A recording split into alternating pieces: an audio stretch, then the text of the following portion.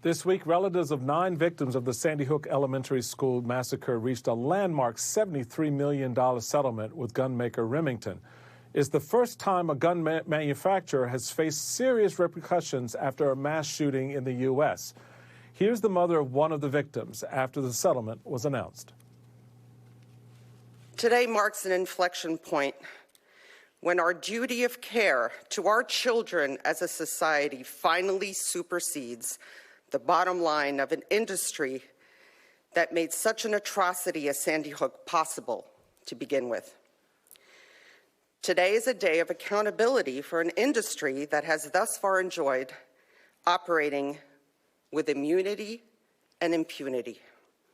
And for this, I am grateful.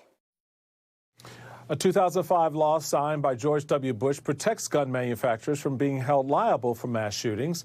But the Sandy Hook families found a brilliant way around that. They argued that Remington's marketing of the weapon violated Connecticut consumer law. So, could this approach be a blueprint for future legal action? For that, I'm joined by Nicole Hockley, whose son Dylan was killed at Sandy Hook Elementary. She is the co-founder and CEO of the Sandy Hook Promise Foundation. Welcome, Nicole. Before we get to the significance of the settlement, it's been nearly 10 years since you lost your son, Dylan. How are you and your family doing, holding up, given where we are in this ongoing battle over guns in this country?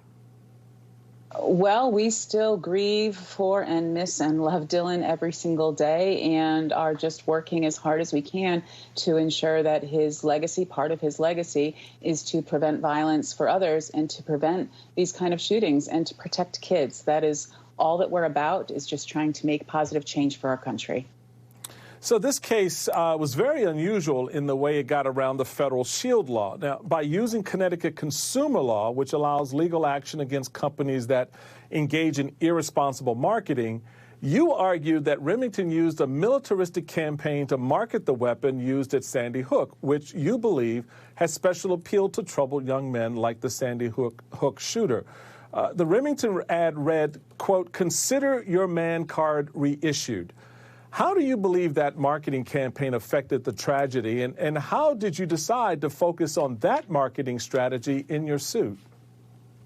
Well, what we saw when we were recovering the documents from discovery was really the story of a gun manufacturer that lost its way when it decided to start putting profits and $1 billion industry target above safety. That's when the targeted marketed really started. And that's not targeting the purchasers of the firearm, that's targeting the end user. And a lot of the messaging that they were using about, you are not a man unless you have an AR-15, even a campaign that was basically called Jeffrey's a Crier, to send in one of your friends if they're not masculine enough so that we can market an AR-15 to them. This is preying on people's insecurities and preying on their fears that they're not man enough or that they're not powerful enough, and by having an AR-15 they can be. So it was very targeted marketing and very irresponsible marketing, and that's what needs to change.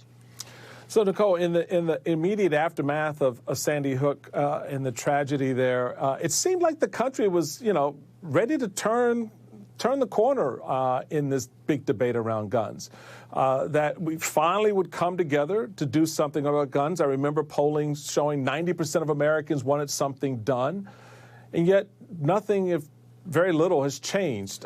As a parent who lost a child, how do you deal with that inaction? How has that energized you to do the work you're doing in this space?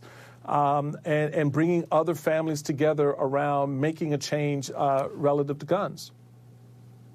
Well, every defeat just energizes me for the win, and just staying positive about how we can make change. And it's going to be a long haul. And the change really is where we're struggling is at the federal and at some state levels. There's been a lot of change in communities. There's been a lot of change in terms of education and programs, and that is significant in itself. But we're still having a blockade in D.C., which is causing a problem. And even you mentioned the percentages of people that do want gun safety measures, even things like background checks or extreme risk protection orders, and they are blocked in Congress because of politicians that aren't quite ready to be on the right side of history. But we will get there, and this kind of lawsuit this changes the game yet again because it's looking at the insurance industry, it's looking at marketing practices. This isn't about stopping gun manufacturers. It's about creating safer business practices and safer and more responsible gun use.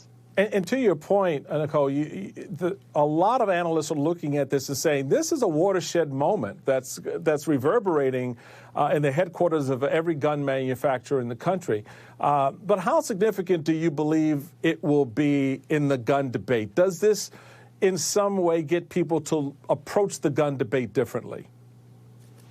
Well, I think this gives us a lot of opportunity to educate people about the marketing, because not everyone is familiar with the way the gun industry markets its products, because they think that they're immune, because they think that they're completely untouchable, and therefore they're above any moral ethics when it comes to their marketing campaign. So there's a big education campaign to do there. And I don't think, I don't want to debate about guns. I want to argue for and be in discussion on gun safety. And I think better marketing practices that show about the safety elements of guns, the technical elements of guns, rather than marketing directly to people saying, you are not a man if you don't have this, or your child needs this gun, the JR-15, for example. These are inappropriate and need to be stopped. Nicole Hockley, thank you so much for taking time to be with us tonight. Really appreciate you coming on. Next, the Fox contributor who needs to do some, how should we say, homework before invoking Martin Luther King Jr.'s name. Will share his mortifying take on the Canadian trucker protest. And later, with my Saturday night panel, we'll have a little fun. The real reason Republicans won't stop lying, and our cultural fascination with white-collar criminals. More Ayman.